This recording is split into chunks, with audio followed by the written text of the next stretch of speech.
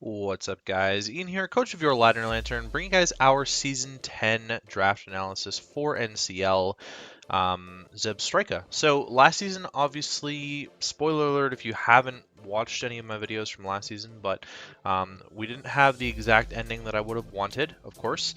I definitely would have wanted something a little bit better for us, you know, like winning the championship instead of losing 1-0 in finals. But you take things how they come. We have a few new coaches coming up. New as in old coaches.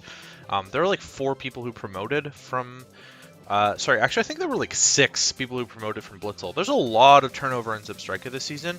It's actually pretty incredible. Maybe I can just pull up the coach list for myself here and read it off. Because Amish, who beat us, didn't return. Revan didn't return, who we played in quarterfinals. Stu, who's always been a pain for me to battle personally, didn't return. Nacho is opting not to return. Torn is not coming back, as well as Arthur, who would have promoted from Blitzel, is not coming back. So we have a few new coaches coming up to take some spots there, including Pokenob, who promoted last season after winning Blitzel. Sai, who he played in finals, promoted. Chibi, who made it to semifinals, promoted. And as well, we promoted up Russ and Magic. Magic is a familiar face, of course, for all of you NCL folks. I don't believe that we've played Rust in NCL previously. Who else am I missing? Oh, also Austin, my good pal Austin, who is the Season 2 champion, is returning here to Zebstrika, as well as Fizzle, who is coming back. He's the Season 3 champion, and he lost Austin in the Season 2 finals. So throwback to some old champions coming back and making it into the league. So I think that things are pretty balanced in terms of like coaches. I honestly could not tell you who is going to win this season. From the get-go, I'm not entirely sure who's a favorite, who's not a favorite. I'm pretty sure every single one of these people could make playoffs, and every single one of them could miss playoffs. That's pretty much how it's going to go this season. So I'm looking for everybody to be 6-6. But yeah, so starting things off here, I believe I was 10th pick overall, which is pretty terrible. I rolled a pretty bad pick. In terms of like new bans and stuff, Cinderace, which I had last season, but I had Blaze Cinderace last season. It's now Libero is allowed again, which I've also had Libero in this league, but Libero is allowed again, but U-turn was complexed on it, so it's not allowed to run U-turn. It's kind of not really worth it in my opinion, but you know, it still gets taken. Shaman Sky, which previously had Seed Flare complex banned on it, is no longer complexed at all. So Shaman Sky is at the max price, and it's not allowed to. It's fine with anything. That makes it a little bit more of a threat, mostly for the fact that it just has like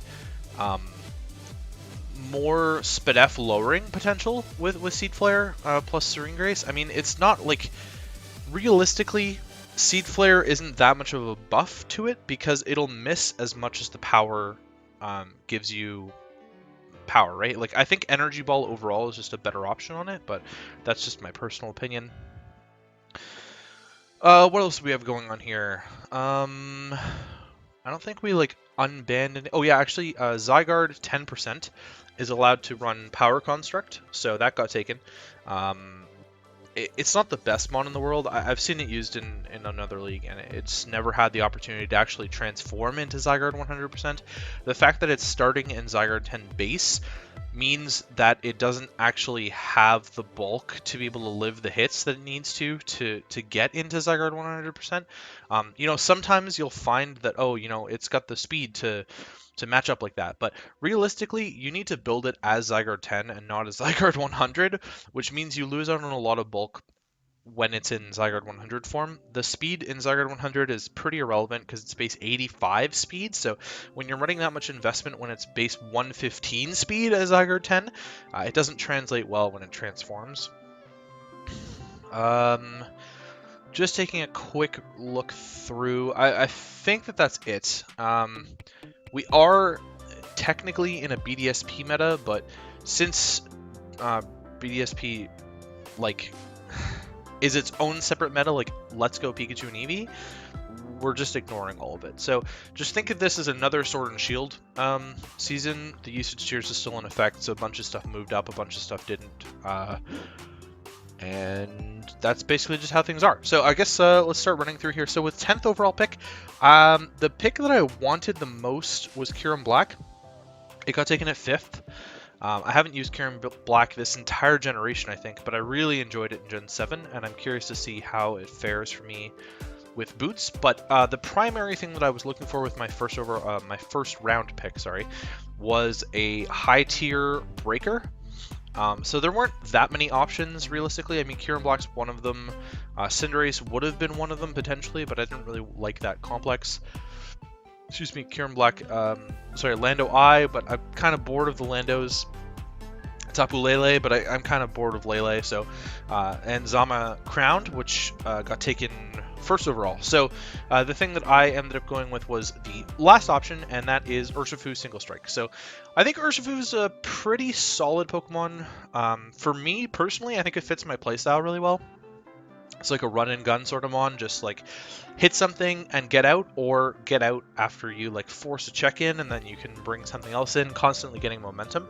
I think it fits my playstyle pretty well. I've used it a couple times now to some varying success, but it ends up, getting me to playoffs at the very least.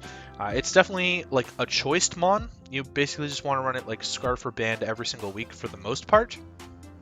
There's not really any other reason after that, unless you're like scared of another Scarfer, so you'd want to run no Scarf with like Sucker Punch or something like that. But yeah, it's mostly just going to be a choicer, but that's fine because it has Wicked Blow, which always crits. It's 100% accurate dark move that always crits. So if teams don't have the proper dark resists, they're not going to be able to take this on very easily. So I really like the Urshifu pickup right off the bat. It's a strong fighting, strong dark, both types that I really felt like I didn't have in previous iterations of teams that I've sort of tried to work with. I thought my team last season was actually really solid, but my dark was Mega Gyarados and my fighting was Hitmonchan. So this kind of compresses those two bad choices into a good choice. Because Mega Gyarados was terrible for me last season. But Hitmonchan, I think Hitmonchan came to like 1 or 2 games and it was also terrible. So yeah, that's basically, Urshifu's Single Strike basically like makes up for those. In round 2, I decided that I wanted to go with another old reliable for me. I haven't really done it in NCL. I think I might have had an NCL once, but I ended up picking up Heatran. I think that Heatran plus Urshifu is a pretty good pairing. Urshifu really hates fairies, and while it does have the coverage for them, when you're choice locked, you really just want to be clicking like Close Combat or Wicked Blow or U-Turn. That's pretty much the 3 moves you want to be clicking. And then in the last slot, you're going to take whatever move you need to hit their fairy with. But realistically, you don't want to be clicking the move to hit their fairy with, because that means you're locked into killing their fairy, and then they can bring something else in to abuse the Urshifu. So instead of doing that, I just lock myself into U-Turn, bring in Heatran, and Heatran deals with every single fairy in the game. There's not a single fairy that Heatran doesn't like taking on. Actually, that's not true, but I took it. No, there is another one, but I took the main one, and that'll be next round that we'll get to that, because that's my next pick. But there's 3 of them. I took one. One of them went undrafted. One of them got taken by somebody else. I'm pretty sure that's right. Yes. Okay. Yeah, it's a good rocker. I've fallen in love with Heatran this gen. I think it's just a jack of all trades this gen, and that's sort of it's a glue mon for all of my teams, realistically. I love using offensive Heatran. I think it catches people off guard quite a lot. I've been toying around with more physical sets. I've used Heatran a lot this gen. It is by far my most drafted Pokemon, and let me just bring up the stats here because I love talking. Heatran in Gen 8. Up to this point, I should have everything. I should have every league updated on here. So I've 89 games played with Heatran this gen already. Next best looks like it's in like the 50s, like Zapdos, Lando T, and I've taken both of those a lot as well. What is this? 1, 2, 3, 4, 5, 6, 7, 8, 9, 10, 11 leagues that I've had Heatran in this gen already. It's definitely my most kills by almost 20 over Nihilego, which has come to 50 games. So, it's not getting as many kills, but it's putting in the work as a defensive and offensive mon for me. I've won 2 titles with it this generation as well. I think it really sort of fills in what I would want most out of a Pokemon, because it offers rocks. You know, it's a seal with rocks, which is something that I really needed this gen. Like last gen, I sort of relied on Garchomp a lot and drafting like bulky-ish grounds a lot to set rocks, and I think that I could always sort of end up going with like a better steel that didn't have rocks necessarily, but in this case, this is what I'm rocking with is the Heatran plus Urshifu combo. So I think I love the pairing synergy wise. I mean Urshifu doesn't really tank anything that Heatran doesn't want to. They both are technically weak to fighting. I mean yeah, but Heatran covers Urshifu really well. It covers the fairy weakness, it covers the flying weakness. It just doesn't cover the fighting weakness. And I believe that should be it for Heatran. That's pretty much all I have to talk about. I just love this mon too much. So, like I said, I took one of the mons that Heatran doesn't appreciate, and that is Primarina in round 3. Primarina is another mon that I've like loved a lot last generation. I think this generation it's less flexible, or maybe I'm trying to be too flexible with it, and I wasn't last generation. I just sort of like let it do its job last generation. I've taken Primarina a few times this gen, and I tend to want to run like Combine bulky sets a lot, which probably isn't the play. I think sticking with the good old reliable like Assault Vest sets and Choice Spec sets makes a lot of sense, but the addition of Flip Turn really makes you want to run like bulkier sets that sort of lure Pokemon in, like Whirlpool and stuff like that. Primarina is actually like top. What is this? 1, 2, 3, 4, 5, 6. It's actually like 6th on my kills for Pokemon this generation. I've got 43 games played with Primarina, so this is definitely a comfort pick for me. I mean, Urshifu's got 26 kills in 33 games, and I've only taken... This is only the 3rd time, so Urshifu just racks up kills, though. But yeah, I like Primarina. Really solid mon. Pairing with this, I think this is like 3 solid breakers. People don't count Heatran, but Primarina plus Urshifu is 2 amazing breakers, both on the opposite sides of each other. They can both pivot into each other. So I liked Primarina a lot. Prim plus Heatran is 2/3 of both Firewater Grass and Fairy Dragon Steel Cores. If I'd picked up Tapu Bulu, not Tapu Bulu, what am I looking? I would have needed Grass Dragon, right? So like Applin would have finished that off, but Applin's terrible. Not Applin, Flapple or Appleton. Both of them are bad. I hate both of them, but moving on, round 4. I couldn't let this go. At this point, I'd kind of decided on 2 other mons that I definitely wanted on the team. One of them was because I just felt like it was a good like sponge. Like I've sort of done this a lot with the last few seasons with Slowking what else did I do? I did like Slowking Amoonguss one season, right? And I did Slowking Tangrowth the other, I think, the last 2 seasons. So, just having like a regen sponge, I wanted one Pokemon in particular, and I kind of left it. I left it for last. It's the round 11 pick. Not super relevant for the Primarina discussion, but my next pick is another one that I just knew that I had to secure. I wanted to just get it out of the way because I knew it was a Pokemon that I wanted on the team. I think it would help out a lot, sort of boost the speed quite a bit, which I didn't really have going on with this like kind of middling slow team going on right now. It actually outspeeds every single Pokemon that anybody else drafted in the entire draft is my next pick. Which it's useful. I mean, I guaranteed outspeed something on every single person's team. It guaranteed means that they have to dedicate a Scarfer to it, or they have to dedicate priority to it, things of that nature. And I just went with another good old reliable Mega Beedrill. I've taken the shoutouts to whoever made this art, by the way. There's actually no official art that didn't have a terrible white background on it that I could find online. So there's like a Deviant art link down there, and just I'm crediting the artist by doing that. Yeah, Mega Beedrill is probably by far my most drafted Mega of all time. I know it seems to be my 2nd most drafted Mega this generation. I've also won 2 titles with Mega Beedrill this gen, and I'm pretty sure I got a title with it last gen. Yes, no, I did not. But it's easily my most drafted Mega of all time. It's just my absolute favorite Pokemon to draft as a Mega. Like U-turn is my favorite move in the game, and having like flip turn. I mean, flip turn is like the move on Primarina, but that's Amish was trying to like figure out what to call it, and I think flip turn is kind of like how you do it, but like separated with a hyphen instead of volt turn, where you just like capitalize the T in the middle. I think that that's the way to go about this. But yeah, Beedrill sort of helps out Urshifu as well. It's another great fairy killer alongside Heatran. It is a fighting resist. It's a proper fighting resist, actually, for both Heatran and Urshifu. Beedrill tanks close combats for breakfast. It has a solid, terrible physical defense, doesn't it? It's like 15. Mega Beedrill. I'm just memeing.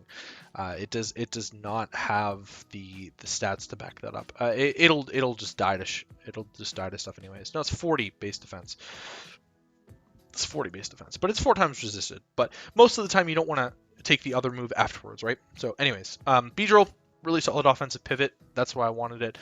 The next round I was looking at more speed, and I was thinking to myself, what does this team kind of struggle with at the moment? Bulky waters, potentially. And that's pretty much the only reason why you would ever take this Pokemon. So I've kind of gone with the middling speed, and now we're filling out the top end of the speed with Regieleki. So no team can outspeed Regieleki plus Mega Beedrill, which like I kind of went from really 0 to absolute maximum. The problem being there's a huge gap between Mega Beedrill and Urshifu that we'll try and figure out later, but I mean, there's no point in trying to fill a gap between Mega Beedrill and Regieleki, so no one's going to complain about that. I've never taken Regieleki before. This is my first shot at it. I think it's relatively usable. I'm not entirely sure. I mean, it's really a feast or famine kind of Pokemon. I think it pairs pretty well with Primarina, though. And as well as all of the U-turn spam that I get on the rest of the team, I think I can wear down team's grounds enough where I would want Regieleki in there. I also think that Regieleki as a support Pokemon sort of fits my team pretty well. It is a rapid spinner which helps Mega Beedrill out. I didn't have really removal besides defog Mega Beedrill before. It's a screen support mon. It brings screens a lot. I mean, you can count on Regieleki as a screen setter almost as much as Klefki, because it's got 200 base speed. I mean, you just set up screens before everything else moves, and then you explode on them afterwards, pretty much, right? So all of those things considered, and then like breaking bulky waters. I mean, Prim can switch into bulky waters, but some of the time it can't beat them 1v1. Regieleki can definitely do that, as well as, like I said, filling out the top end. If there's no grounds, Regieleki kind of just hammers teams as well. It does have, like, it's just normal and electric coverage, but it's not really walled by anything except for grounds. So I picked up Regieleki. It's a little bit more expensive than I would have liked, so I burned a few more points on it. This is something that I'm definitely willing to, like, drop if I need to. It's the only Pokemon I've never drafted before on the entire roster, I want to say.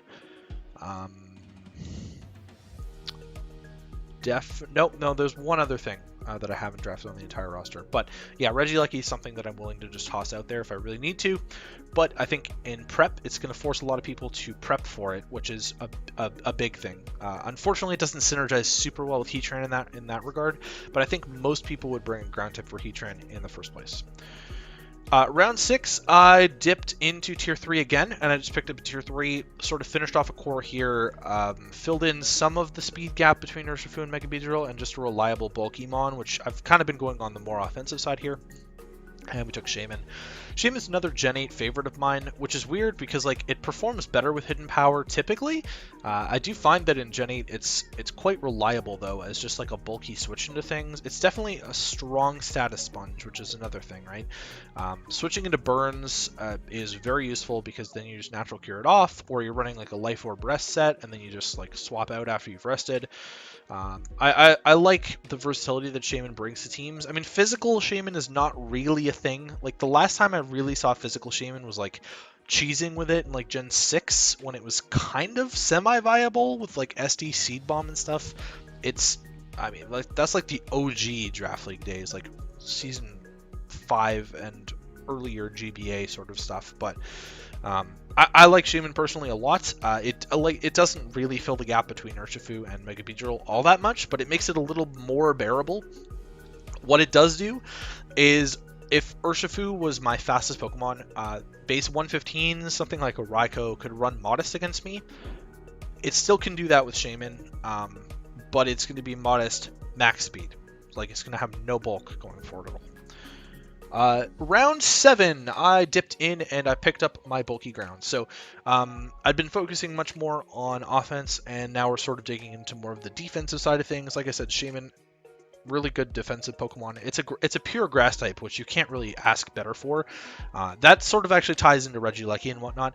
It's one of the best Earthquake Sponges in the game, behind probably just Tangrowth, as just like a pure resistance. Tangrowth and Buzzwole, I would say, are probably the other two at the top of my list for like pure Earthquake resistances. I love both of them. Shaman's cheaper than both, so you got to go with Shaman. But yeah, covering Heatran and Regieleki in one Pokemon, I think that's kind of solid. I don't really have the fighting resist, like it's Primarina. So here's a fighting resist for you though. Palisand. So I took it a little bit early, but it's tier 4. It was a tier 4 minus now. It's moved up. I like it as another rocker, so it means that Heatran doesn't have to bring rocks every game. It's a fighting immunity. It's got reliable recovery, which is another big one. And it's actually a really solid attacker if you need it to be. It got Poltergeist now, so it's viable on both sides of the attacking spectrum. Earth Power Shadow Ball or like Earthquake Poltergeists, both really effective with like Toxic and then Shore Up, or Shore Up and Rocks. Any sort of variation of that. I really like Palisand personally. It's probably a little bit expensive, but there was no way I was going to get my team from last season, just with how usage tiers work. There was no chance that I was going to be able to pick up like a solid enough core like I had last season. I mean, sometimes last season I felt like it wasn't coming together, but this season I think it'll be fine. Round 8, I picked up my dragon finally. I went with a budget dragon because I knew that I wanted a more expensive mon. That's my round 11 mon. I needed to save the points for that.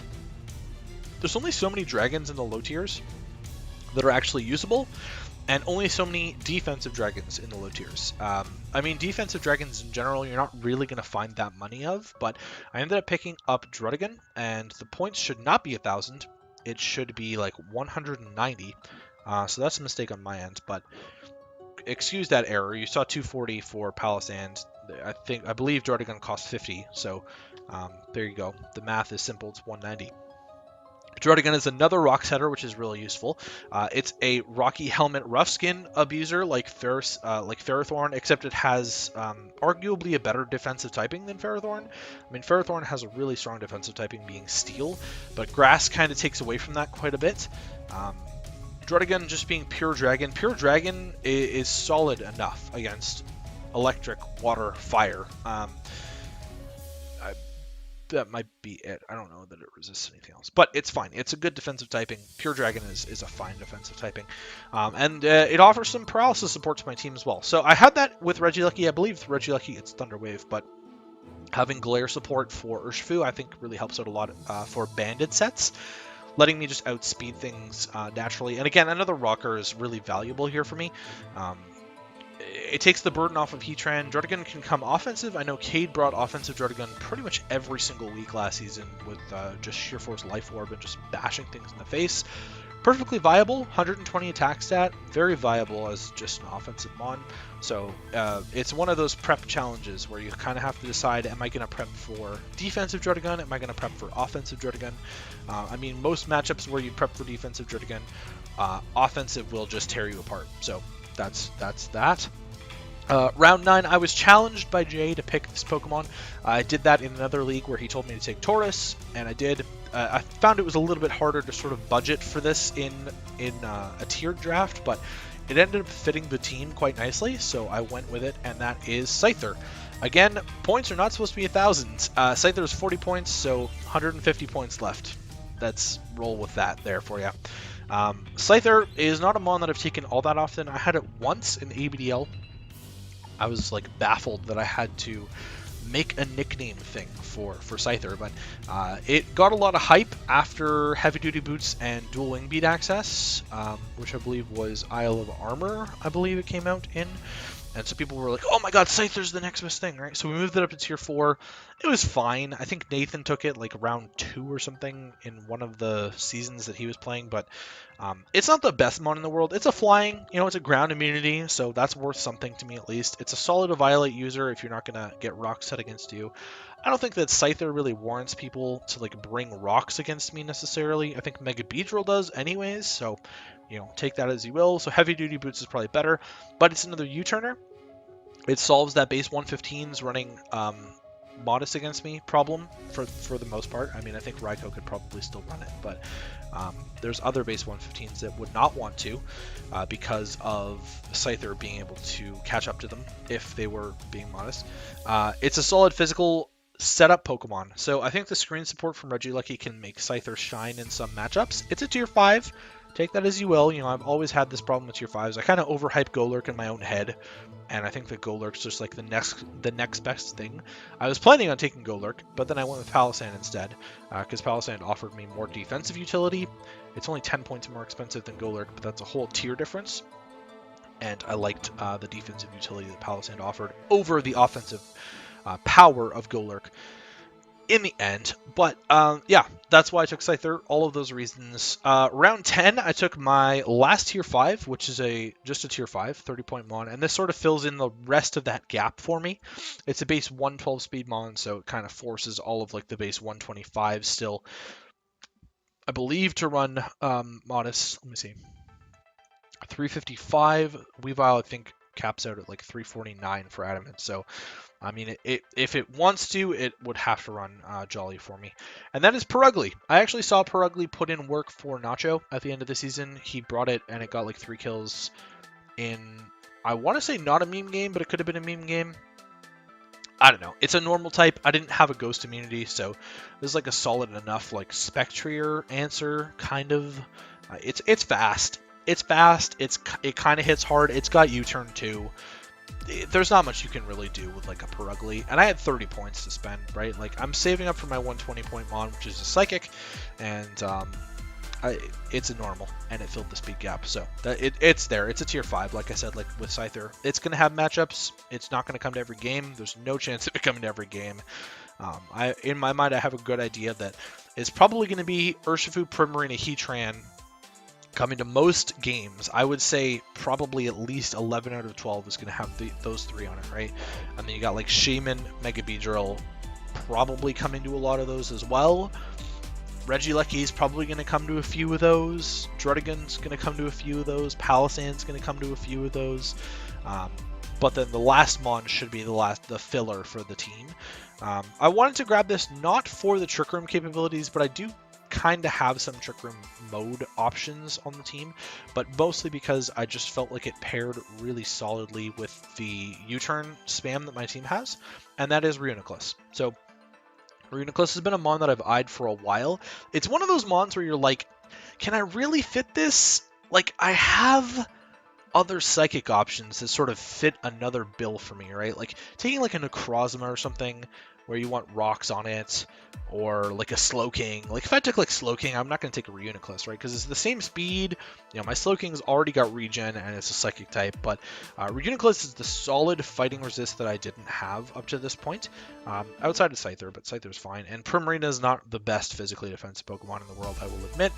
Reuniclus has the natural bulk to tank hits and the natural attack stats to decimate Pokemon. So Reuniclus is another solid status absorber, just like Shaman.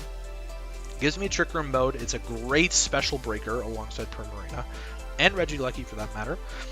It is a good sponge, great assault vest user alongside Primarina, so there's lots going on there. And I think that's pretty much it. But like a physically defensive wall, it can do its best. It's a Combine Sweeper. There's a variety of things that Reuniclus can do, and I really liked it on this team, especially when I was planning this out early. I was like, I think Reuniclus would be solid, right? I had Reuniclus pretty much pegged round 2, that I wanted to take like Reuniclus, Mega Beedrill, and then figure out where I was going from there. And I just sort of planned around being able to take Reuniclus. Nobody had points left in round 11. Like, it was just me with points left. Nobody took anything higher than a... Besides the Megas in the last round, nobody took higher than like a tier 4, and that was one person. So like everyone was taking tier 5s, 2 people took megas, 1 person took a tier 4, and then there's me sitting there with Reading Plus. So I had sort of taken my tier 5s ahead of everybody else, and it filled in the gaps. I don't know how you guys feel about the team. I think that I like it quite a bit. I didn't really get sniped on anything besides the Cure and Black, and it's a round 1 pick, so you can't really get sniped in round 1. Let me know what you guys think of the team. I think it's pretty funky and pretty solid. I think it'll perform better in game than it will on paper. Because on paper, to me, like I said, I think you're probably looking at like 8 Pokemon that'll come between a few weeks, every week. But I also like the versatility that this team brings. I don't think that I'm like locked into bringing anything necessarily all that often, because I've got enough variety going on. So that's going to be for me. Hopefully you guys enjoyed. Week 1, we are taking on Zane and the St. Louis Cardinals. We did play Zane last season, so we'll be looking to pick up another win off of him, and I'll catch you guys for the match.